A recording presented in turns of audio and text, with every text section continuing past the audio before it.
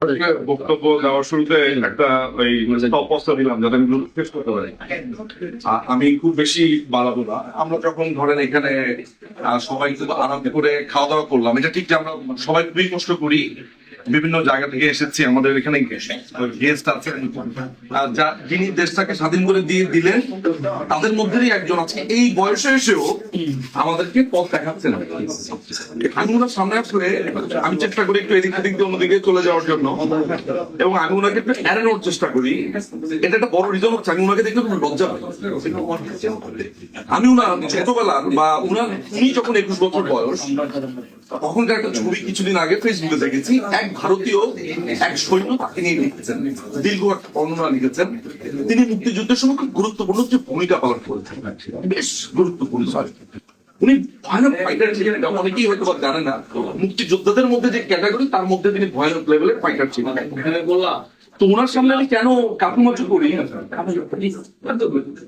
কাতুমাচু করবার একটা বড় রকমের কারণ হলো যে ওনারা দেশ স্বাধীন করে দিয়ে গেলেন আর আমরা এটা রাখতে পাবো। ওনাদের সামনে আমরা মাথা একটু হেট হয়ে গেল। আচ্ছা, এইটা একটা গল্প। সেকেন্ড একটা গল্প বলি।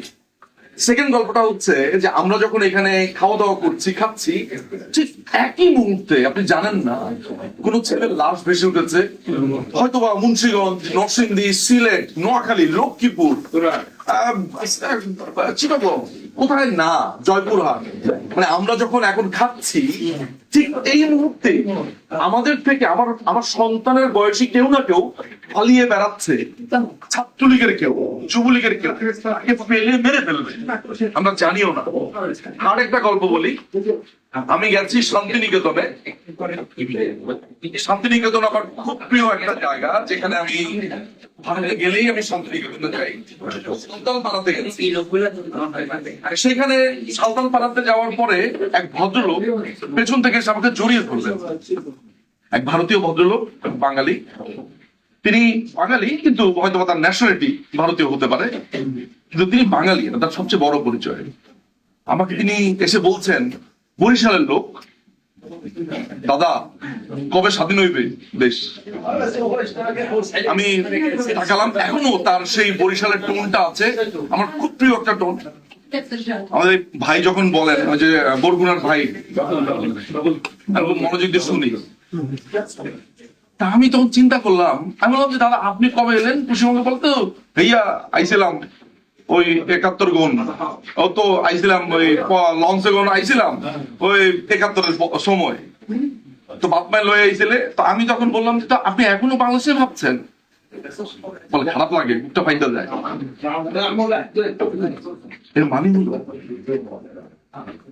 এই তিনটা ঘটনা, আরো এরকম অসংখ্য ঘটনা আমি বলতে পারি। আমি একজনকে চিনি যিনি তার সন্তান হয়েছে, খবর পেয়েছে সন্তান ভূমিষ্ঠ হয়েছে, কিন্তু তখন তিনি গাছে বসবাস করছেন। গাছে একটা ঘর বানানো হয়েছে তার জন্য, কোনো একটা দ্বীপে, কারণ ওইখানেই একমাত্র তিনি পুরো গাছের মধ্যে 4টা পাটাতন দিয়ে তিনি সেখানে সন্তানের খবর পেয়েছেন এবং মোবাইলে তার সন্তানকে দেখেছেন। তার কিছুদিন আগে তার বাবা মৃত্যুবরণ করেছেন বঙ্গবন্ধু কন্যার। তিনি তাকে যখন সরিয়ে নেওয়া হলো, এটা দেখে তার সন্তানের কি হবে। আমার বাবা যখনই ফোন ধরেন, তিনি একটা ওয়ার্ড বলতে পারেন না, তিনি শুধু কাঁদেন, কারণ তিনি জানেন তিনি আমাকে সম্ভবত দেখবেন না।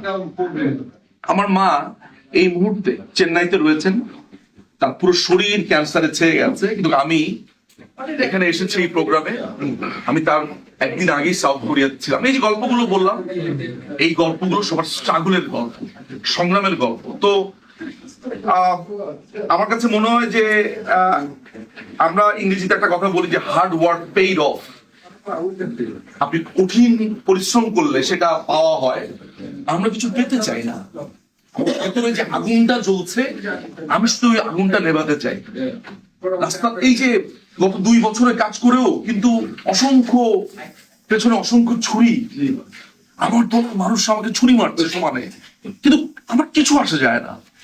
যেদিন নেত্রী ওই বাংলাদেশ বিমানে করে ওই ঢাকার মাটিতে পাড়া দেবেন, আমি শুধু 2টা হাত উঁচু করে বলবো জব ডান, শেষ। আমি কোর্টে ফেরত যাব, আমি খুবই বাজে একজন লয়ার আসলে। আমি কোর্টে ফেরত যাব, আবার আইনটা শিখবো, আবার আমি আজীবন হতে চেয়েছি আমার বাবার মতো একজন ভাগু উকিল, কিন্তু আমি সেটা হতে পারবো না। এতটুকুই শুধু আমি চাই। আজকে আপনারা যা করে দেখালেন, আজকে এখানে যা হলো পার্লামেন্টে, অসাধারণ। আমি আমাদের আমার আমার ওনাকে যে কি ভালো লাগে, এবং আমাদের প্রফেসর অয়নজিৎ সেন তিনি চমৎকার কথা করে কথা বলেন। তিনি কিন্তু শুধু এখানে এসেছেন, তাকে গেস্ট করে আনা হয়েছে, আমার মনে একটু মন খারাপও করেন গেস্ট আপনাকে বললে। উনি ভেতরে বাঙালির ভিতরে ধারণ করেন। দাদা আপনি একটা কথা বলেছে, আমার রাগ উঠে গেল। আমি তো ভারতীয়, আমার রাগ উঠবে কেন? আমি তো মনে মনে জানি আমার রাগ উঠেছে। উনি সব ভারতীয় টারতীয় না, আমি ভেতরে ওনার করণ হয়। চোখের সামনে যখন দেখতে পেল এই ছোট ছোট বাচ্চারা আজকে আমাদের বাবাদের সমান মানুষকে অপমান করছে। এই যে প্রথমে যে বরগুনা বা গল্পে ভালো বলতে পারেন যে একজন যোদ্ধাকে যুব দলের পেটাচ্ছে, মারছে, আমি যাতে মারছে, মারা দিল, পড়াচ্ছে একটা লাশকে কুষ্টিয়াতে লাশটা উঠে পড়ে গিয়েছে। সো এগুলো বললে অনেক কথা বলা যায়। আমি একটা কথাই মাননীয় প্রধানমন্ত্রীকে আমি একটা কথাই বলি, আপা, ইউ আর দ্য অ্যান্সার। বাংলাদেশের উত্তর আপনি, বাংলাদেশের উত্তর আওয়ামী লীগ।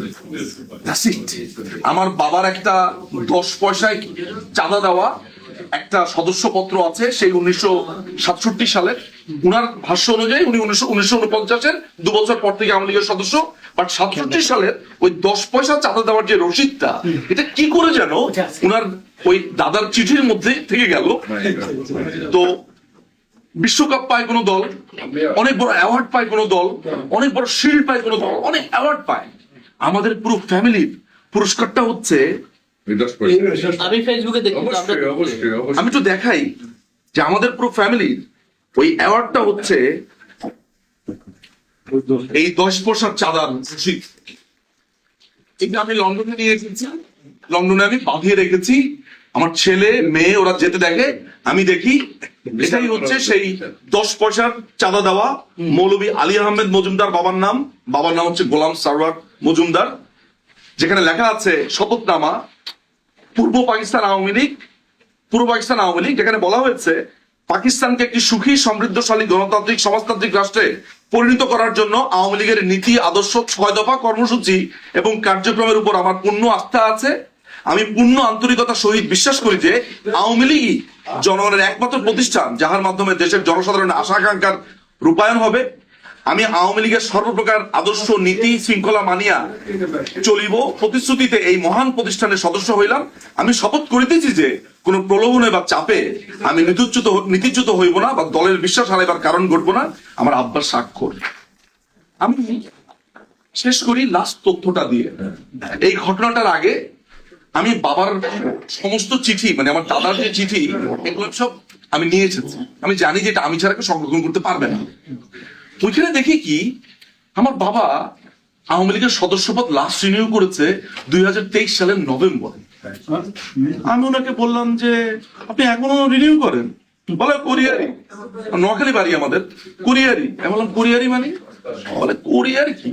উনি কখনো আওয়ামী লীগের মিছিলে উনি যান না, সভা টভাতে যান না, কিন্তু উনি প্রতি বছর বা 1 বছর পর পর তুমি নিয়ম করে আওয়ামী লীগের সদস্যপদ রিনিউ করেন।